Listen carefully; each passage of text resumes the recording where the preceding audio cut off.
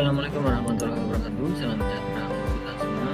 Kita kembali lagi dalam perkuliahan lain untuk mata kuliah bisnis. Pada hari ini adalah pertemuan ke-5 ya. Nanti akan kita bahas yang pertemuan yang ke-5. Sambil mengingatkan ya, untuk pengabsenan disiakan masing-masing, silakan jangan sampai lupa ya. Kemudian untuk materi bisa diakses di Classroom maupun di siakatnya karena sudah saya berikan juga di situ ya. Oke, pada pertemuan kelima ini kita akan membahas mengenai evolusi e-bisnis di dunia maya dan jenis daripada e-bisnis ya. Ini sudah saya singgung dari pertemuan awal ya, jenis-jenis dari e-bisnis itu apa saja nanti yang akan kita bahas pada pertemuan kali ini. Oke, untuk mempersingkat waktu ya, kita mulai saja sambil menunggu yang lain mungkin untuk menyimak juga ya. Kita langsung saja agar lebih cepat. Evolusi e-bisnis di dunia maya dan jenis e-bisnis, pertemuan 5 e-bisnis Universitas Stekom. Untuk evolusi e-bisnis di dunia maya ini ada 4 tahapan evolusi yang dapat dipergunakan sebagai bahan pijakan, yaitu masing-masing ada channel enhancement, kemudian value chain integration, kemudian industri industri transformasi, kemudian convergen ya. Ini ada evolusinya seperti ini, dari awalnya seperti channelnya dan convergennya. Nah, alasan evolusi ini apa? Sangat berhati-hati ya, risiko lebih kecil, benar-benar memberikan value kepada pelanggannya. Nah, memang dalam hal berbisnis itu meski sangat diperlukan yang namanya kehati-hatian ya, dalam hal apa saja ya sebenarnya. Nah, apalagi dalam berbisnis di dunia maya tersebut ya, itu harus sangat berhati-hati. Kita ke channel enhancement dulu untuk evolusi yang pertama ya. Perusahaan konvensional yang ingin memanfaatkan internet dapat memulai dengan mempergunakan teknologi informasi sebagai kanal tambahan atau alternatif dalam hubungan perusahaan dengan para pelanggannya. Sebagai contohnya, jika dahulu perusahaan harus membagi-bagikan company profile kepada mereka yang berkepentingan, saat ini seluruh masyarakat dunia dapat melihat seluk-beluk perusahaan melalui situsnya di dunia maya. Jadi kalau dulu kan dalam bisnis konvensional ya, itu kita mau misalkan sebagai pembeli ya, katakan kita sebagai pembeli mau nanya tentang produk tersebut, kemudian kita tentunya pasti akan ini ya, apa namanya, sebentar,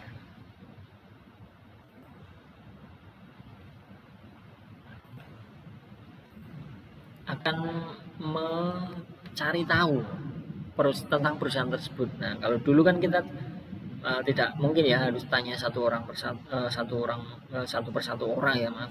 Nah, itu kalau dulu kan pakai katalog ya, katalognya seperti company profile maksudnya, nah, seperti halnya katalog ya. Tapi kalau dalam hal bisnis online, e-bisnis ini, elektronik bisnis, itu kita ada ya.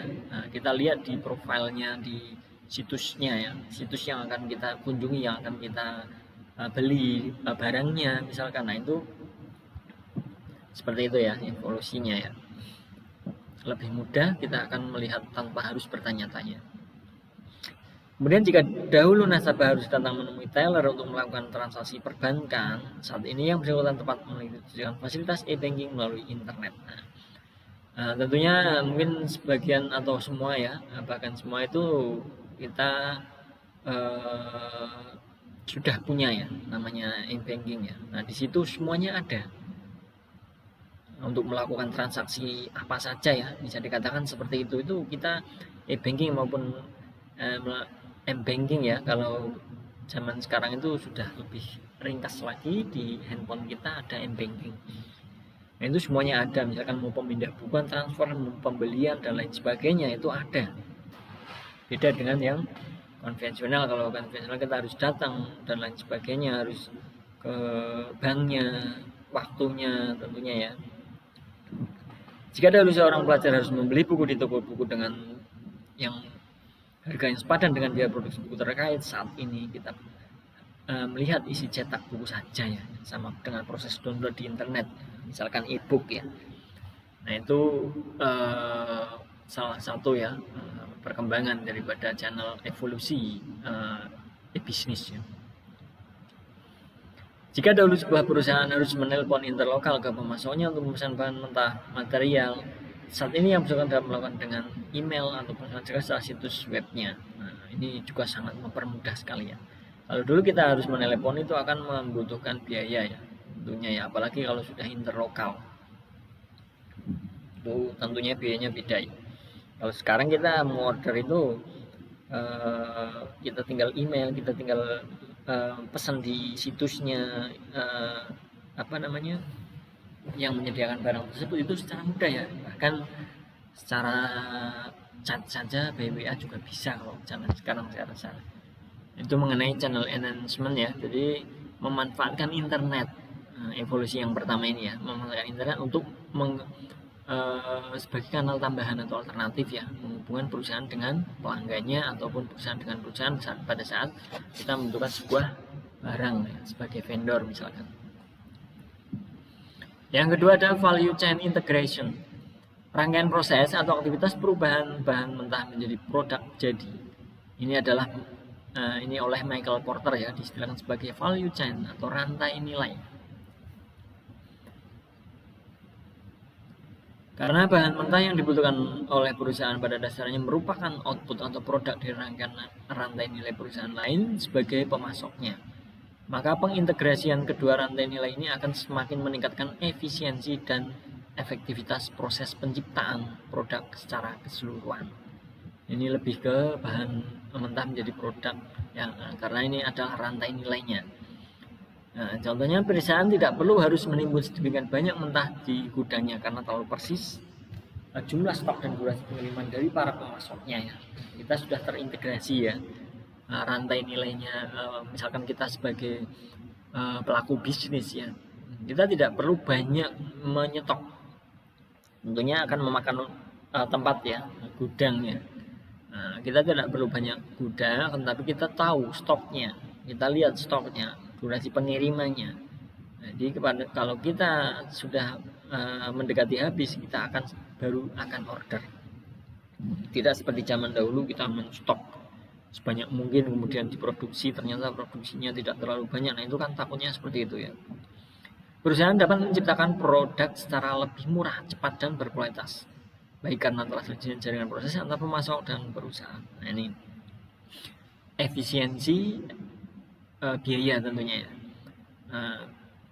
Kita lihat zaman sekarang aja ya, bisa dikatakan barang itu tidak ada yang mahal. Beda dengan zaman dahulu ya, barang mahal karena apa? Prosesnya, kemudian pemasoknya jauh, membutuhkan infrastrukturnya, biaya yang banyak dan lain sebagainya itu ya. Kenapa barang sekarang lebih murah Pak di zaman modern ini? Nah itu ya, karena serba mudah cara mendapatkannya, kemudian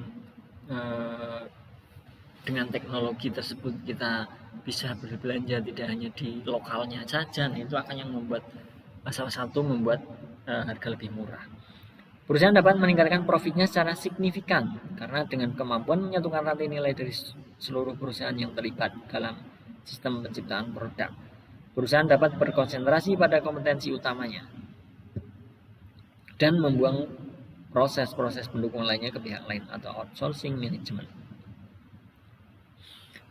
Ini karena dengan penyatuan rantai nilai tadi ya, perusahaan ini terlibat ya dalam sistem produknya, produksi, berkonsentrasi kompetensi utamanya itu apa, kemudian yang harus dikerjakan di perusahaan itu apa, atau mau di outsourcingkan. Nah itu ya, jadi kita lebih efektif, efisien pasti ya tentunya pada di era sekarang ini ya, dengan adanya teknologi informasi internet tersebut.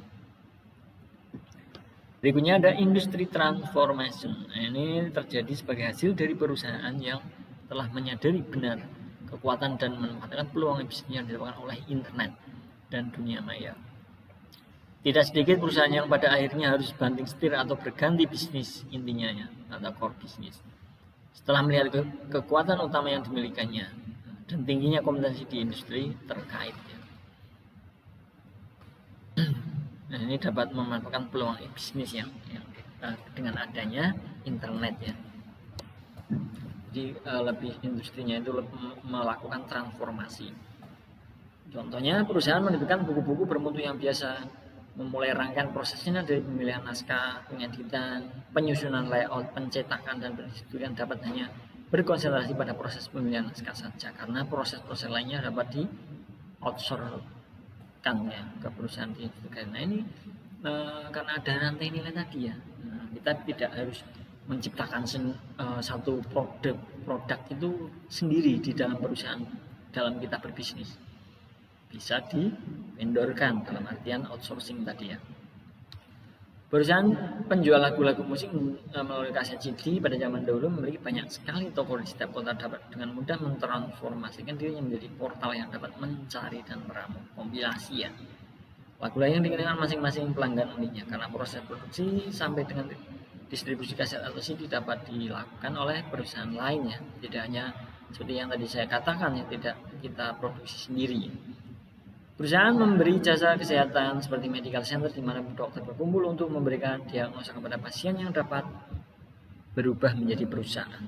Penyedia jasa akses pelayanan kesehatan melalui televisi, dalam arti setiap calon pasien cukup menggunakan televisi khususnya untuk dapat komunikasi dengan dokter ya, di mana saja dan kapan saja. Ini yang lebih pembaruan lagi ya. Misalkan kita contohkan ya, saya contohkan di Halodoc ya. Kita bisa berkonsultasi dengan dokter langsung dengan hanya menggunakan smartphone saja. Nah itu ya, mengalami transformasi tentunya dengan seiring perkembangan zaman. Kemudian yang berikutnya konvergen. Ini lebih dari satu industri menjadi terjadi karena dengan adanya internet. Konvergensi ya. Perusahaan dapat secara mudah berkolaborasi, berkooperasi untuk menciptakan produk-produk baru yang tidak mungkin dapat diciptakan tanpa adanya kerjasama tersebut. Bagaimana maraknya produksi inovasi ditawarkan di konvergensi tersebut ya. Kalau contoh mudahnya saja ini kita lihat di pabrik mobil ya, kendaraannya.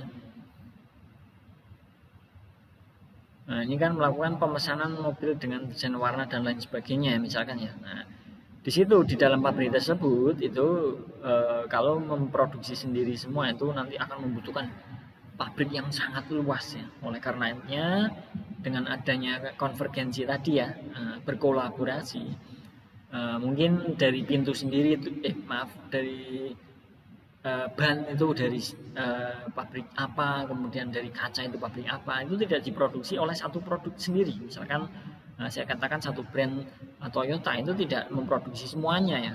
Nah itu contohnya. Kalau untuk perbankan kesehatan itu melahirkan smart card yang selain berfungsi sebagai kartu kredit dan debit dapat digunakan untuk menyimpan dan riwayat kesehatan. Nah, contoh dari industri perbankan atau maupun kesehatan. Kalau untuk telekomunikasi internet menghasilkan sebuah handphone, tapi lebih jauh dari dapat digunakan sebagai internet browser, itu bisa menggunakan internet untuk apa saja ya. Untuk konvergensi antara industri robotika pertahanan menghasilkan suatu robot yang dapat menjinakkan bom dan berfungsi sebagai mata industri. Nah ini kan kalau kita lihat misalkan pihak polisi ya, dalam contohnya menggunakan penjinak bom menggunakan robot, itu tentunya dari pihak kepolisian itu tidak membuat sendiri ya institusi tersebut ya, tapi berkolaborasi dengan pabrik robotika. Seperti itu ya mengenai konvergen. Diagram relasi e-bisnisnya, di dalam e-bisnis begitu banyak aplikasi yang ditawarkan oleh para vendor. Berbeda dengan perkembangan aplikasi dunia nyata yang bermula dari paket-paket aplikasi yang bersifat fungsional. Dunia maya beragam aplikasi e-bisnis dibangun berdasarkan paradigma proses, bisnis proses ya.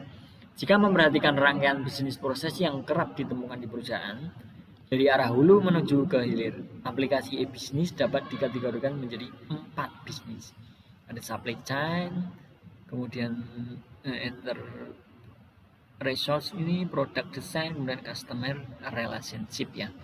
Dari pebisnis ke customer melalui e-commerce. Ini adalah kategori 4 jenis ya mengenai aplikasi e-bisnis. Cara yang paling mudah dalam memahami keempat kategori aplikasi e-bisnis ini adalah dengan mencoba bergerak pada rangkaian proses hilir menuju hulu. Alasan pendekatan tersebut dipakai adalah karena di era bisnis modern saat ini, perusahaan berdiri karena adanya pelanggan yang membutuhkan sebuah produk atau pelayanan tertentu. Berangkat dari pendekatan tersebut, maka pada bagian hilir akan dijumpai rangkaian proses yang menghubungkan sebuah perusahaan dengan para pelanggannya atau customer ya. Konsep yang bisa digunakan adalah Customer Relationship Management atau CRM. Konsep ini mengajarkan kiat dan strategi untuk membangun dan menjalin hubungan yang efektif antara perusahaan dengan pelanggannya akan tercapai apa yang kerap diistilahkan sebagai customer satisfaction, customer loyalty, dan customer retention. Termasuk di dalam proses CRM ini contohnya apa? Adalah proses penanganan keluhan pelanggan. Nah, ini kan lebih customer relationship management ya, memanage dari keluhan pelanggan ya. Itu termasuk ya. Kemudian penanganan pesanan pelanggan itu juga CRM ini pada saat pemesanan ya, permintaan informasi dan pelanggan, data dan informasi seputar pelanggan. Kemudian pengelolaan kebutuhan pelanggan juga ya, proses analisis karakteristik dan perilaku pelanggan dan sebagainya ya. Jadi pada e-bisnis ini CRM sangat penting ya untuk penunjang berjalannya e-bisnis tersebut. Berdasarkan data informasi yang diperoleh dari hubungan interaksi dengan pelanggan, inilah perusahaan menentukan konfigurasi dan spesifikasi produk jasa yang ingin dihasilkan ya. Konsep manajemennya paling maju adalah ERP ya, Enterprise Resource Planning. Nah, konsep bisnis kategori ini secara utuh mengintegrasikan proses-proses berkaitan dengan aktivitas produk manufaktur, produk ataupun jasa. Nah, aktivitas pendukung lainnya seperti permasalahan keuangan, administrasi, dan sumber daya manusia itu masuk ke ERP ya. Nah, ERP ya. Rangkaian proses manajemen pengadaan bahan-bahan mentah yang biasa diperoleh perusahaan dengan melakukan pemesanan pada pemasok supaya dikenal sebagai supply chain management atau SCM. Nah, rangkaian proses yang berada di hulu perusahaan ini merupakan antarmuka atau interface yang menghubungkan perusahaan dengan mitra bisnisnya, terutama para pemasok ya. Jika CRM cenderung menerapkan aplikasi bisnis e-commerce bertipe B2C, maka SCM ini aplikasi bisnis yang kerap digunakan adalah B2B ya, antara perusahaan dengan perusahaan, misalkan pemasok. Nah, itu kan bukan ke customer ya. Nah, dari diagram terlihat bahwa keempat aplikasi bisnis tersebut membentuk rantai proses yang saling berkesinambungan, di mana menghubungkan antara stakeholder perusahaan yang berada di hulu pemasok dan stakeholder perusahaan yang berada di hilir atau pelanggan. Pada kenyataannya, banyak proses-proses di dalam rangkaian tersebut yang dialihkan atau outsourcingkan ke perusahaan lainnya. Disinilah sebuah kategori aplikasi e-bisnis baru dibutuhkan, yaitu yang menghubungkan perusahaan dengan mitra-mitra bisnis lainnya. Tidak hanya kita memproduksi semuanya berdiri sendiri, itu tidak. Itu ya.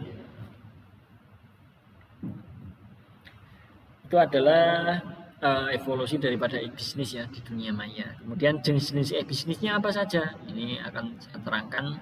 Ada B2B ya. Jadi sempat saya singgung, bisnis to bisnis ya, antar perusahaan dengan perusahaan. Kemudian bisnis to consumer, ini adalah bisnis penjual langsung ke customer ya. Kalau customer to customer ini semacam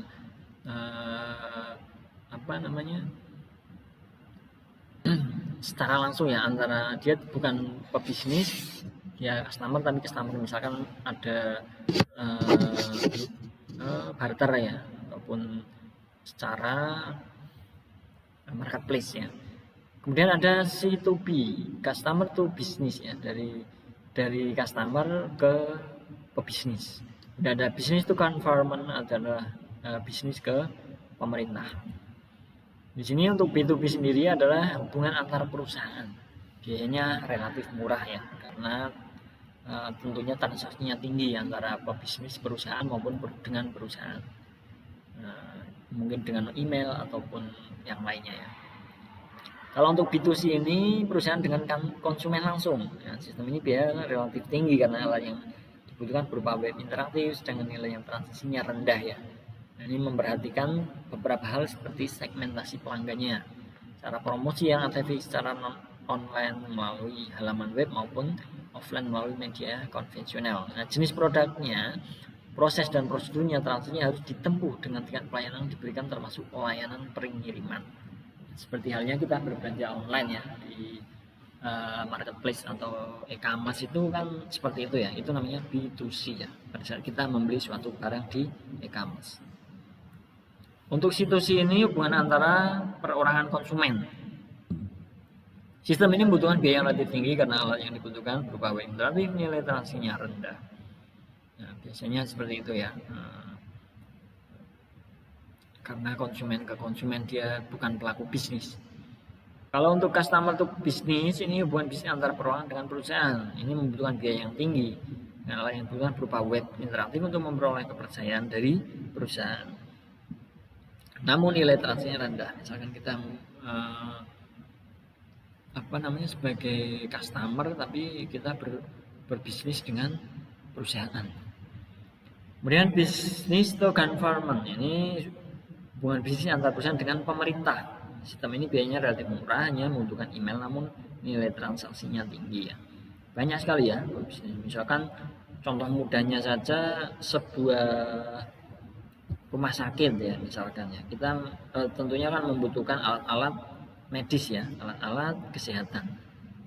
Nah, rumah sakitnya tersebut misalkan sebagai rumah sakit pemerintah atau negeri ya. Nah, itu ya contohnya. Ataupun kantor-kantor kabupaten kemudian atau kecamatan membutuhkan sebuah alat-alat ya, misalkan meja, kursi dan lain sebagainya, itu masuk ke B2G atau business to government. Aplikasi e-bisnis dari beberapa perusahaan ternama, contohnya yang sering saya sebut ya, Amazon, eBay, etc. Ini adalah Amazon ini lebih ke bisnis to consumer karena langsung ya, produknya banyak sekali. Tidak hanya Amazon ya, banyak sekali sekarang toko hijau, toko oranye dan lain sebagainya ya, itu banyak. Kemudian untuk eBay di sini lebih ke C2C, spesialis lelang ya, ataupun misalkan bartering misalkan ya, bisnis to consumer juga masuk ke eBay. Kemudian e-trade di sini adalah dari berbisnis ke consumer, kemudian bisnis dan bisnis ini stok dan informasi layanan keuangan kalau e-trade-nya. Ini contoh ya aplikasi e-bisnisnya. Untuk manfaat e-bisnis bagi perusahaan atau pebisnis perorangan itu memperpendek jarak ya, perluasan pasarnya, kemudian perluasan jaringan mitra kerja, biaya terkendali, efisiensi, kemudian cash flow terjamin, manfaat lainnya banyak ya. Nah, bagi konsumen efektif, biaya terkendali, aman secara fisik, harga murah, fleksibel ya, karena tentunya kita tinggal di rumah saja nanti akan dikirim, efektif ya, biayanya juga terkendali, lebih murah dibanding untuk konvensional tentunya, dengan seperti yang sudah saya jelaskan di pertemuan sebelumnya ya.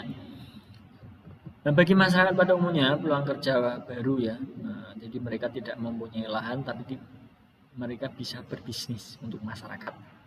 Wahana kompetisi, bisa saling berkompetisi di dunia elektronik ya, elektronik bisnis.